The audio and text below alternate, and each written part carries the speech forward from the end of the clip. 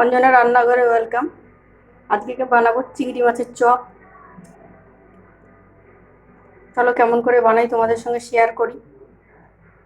কি পদ্ধতিতে করলাম তোমাদের সঙ্গে দেখাই। ভালো যদি লাগে লাইক করবে, সাবস্ক্রাইব করবে, ফলো করবে। চিংড়ি মাছের চপ বানানোর জন্য নুন দিয়ে দিচ্ছি, চিংড়ি মাছগুলো ভালো করে ধুয়ে দিচ্ছি। দেবো হলুদ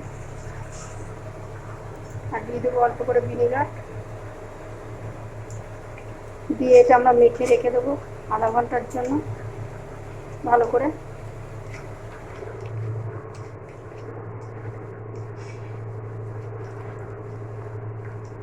আধা ঘন্টার জন্য আমরা মেখে দিয়ে দেবো এটা।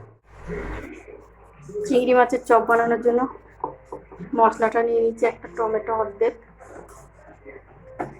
একটা ছোট্ট মতন পেঁয়াজ আর রসুন আদা আমরা এটা পেস্ট করে নেব।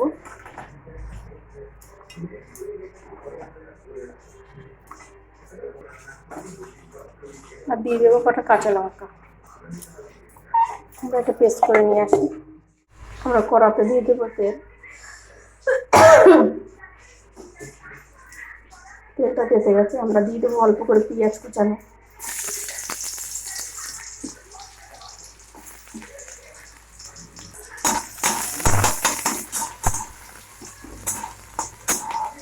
পেঁয়াজটা ভাজা হচ্ছে, একটু আমি বেশি দিই। আলুটাকে গ্রেট করে নিয়েছি, গ্রেট করে না নিলে দানা দানা থাকবে, ওইভাবে গ্রেট করে নিয়েছি।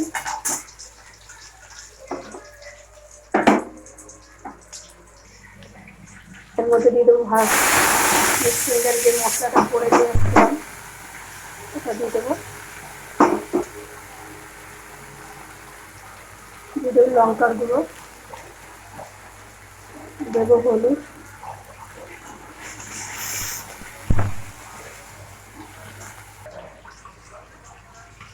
দিয়ে দেবো নুন,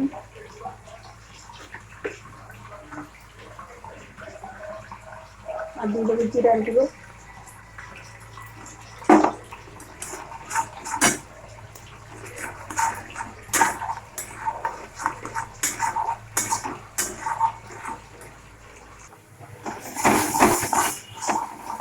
মশলাটা প্রায় হয়ে এসছে, আমরা দিয়ে দেবো এবার আলু।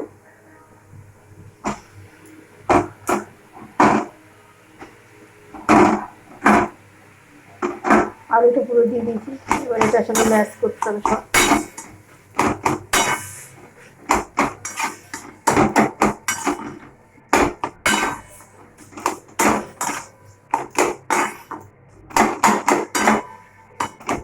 আলুটা যদি আমরা এমনি দিতাম তাহলে দানা দানা থাকতো, যার জন্য আমরা ম্যাশ করে দিলাম। ভালো করে আমাদের এটা করে নিতে হবে। আলু পুরটা প্রায় হয়ে এসছে, নামিয়ে নেবো। তার আগে দিয়ে দেবো ধনেপাতা কুচি,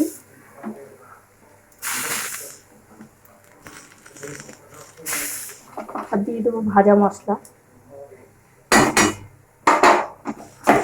এটাকেও দিয়ে ভালো করে আমাদের মিশিয়ে নিতে হবে।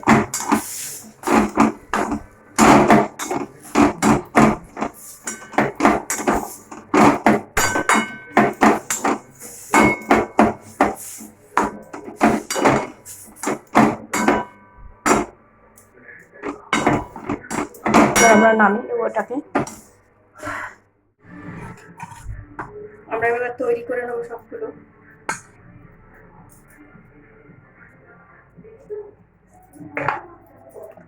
হাতের মধ্যে তেল লাগাতে ভুলে গেছিলাম, ওই জন্য তেলটা লাগিয়ে নিলাম। দিয়ে দেবো আলু পুরটা এরকম করে। চিংড়ি মাছটা দিয়ে দেবো আমরা। চিংড়ি মাছটা দিয়ে এরকম করে গোল করে নিতে হবে। এগুলো গোলও শেপ দিতে পারেন, কেউ আলাদাও শেপ দিতে পারেন।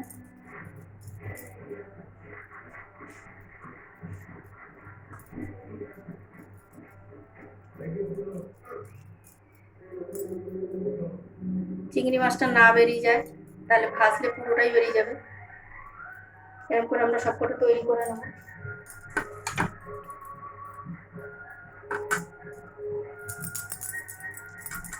গোল করে এরকম করে নেবো। চিংড়ি মাছটা মাঝখানে দেবো। এরকমভাবে একইভাবে সবকটা তৈরি করে নিতে হবে আমাদের।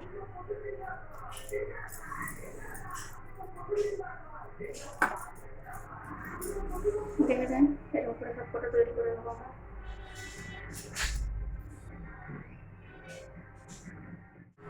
এগুলো আমরা তৈরি করে নিয়েছি, বাকিগুলো পরে তৈরি করবো। এখন করবো বেসনটা। একটা পাত্র নিয়ে নিয়েছি,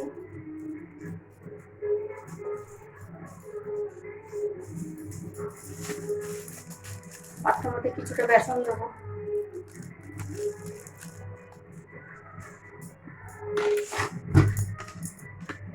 দিয়ে দেবো স্বাদ অনুসারে লবণ।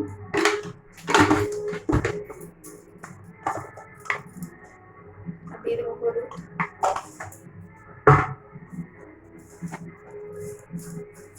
আর দেবো কালো জিরা।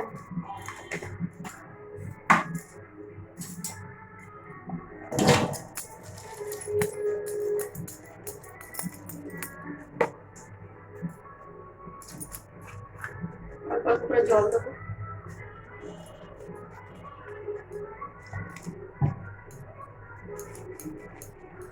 এটা বেশি পাতলা আমরা করবো না।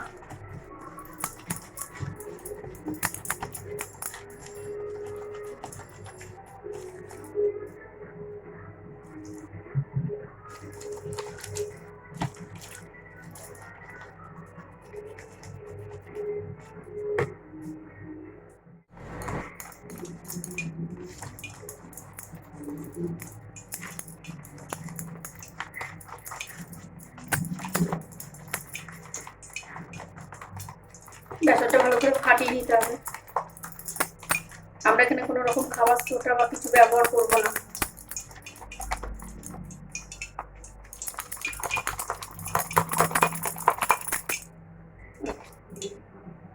হয়ে গেছে আমাদের, আর একটু জল দেবো। বেশি পাতলা করা যাবে না। চলো আমরা এবার এক এক করে বানাই।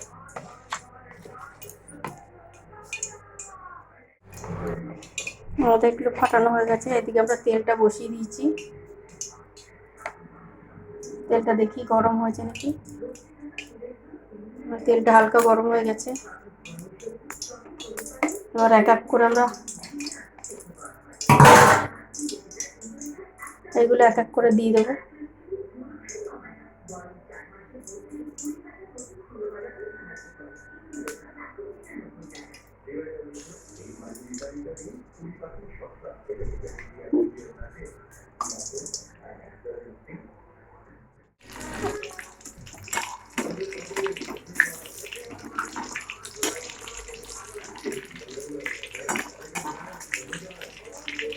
আমরা এক এক করে উল্টে দেবো এগুলো।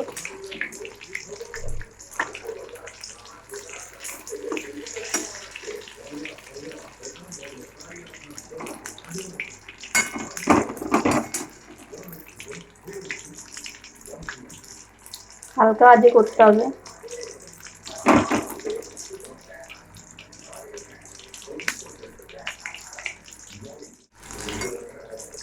আবার হালকা করে পিট পিট করে উল্টে দিতে হবে।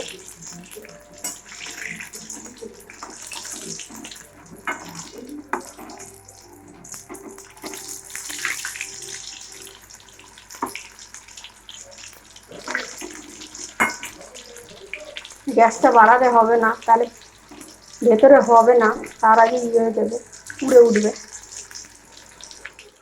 আমাদের এগুলো হয়ে গেছে, আমরা এক এক করে নামিয়ে নেবো।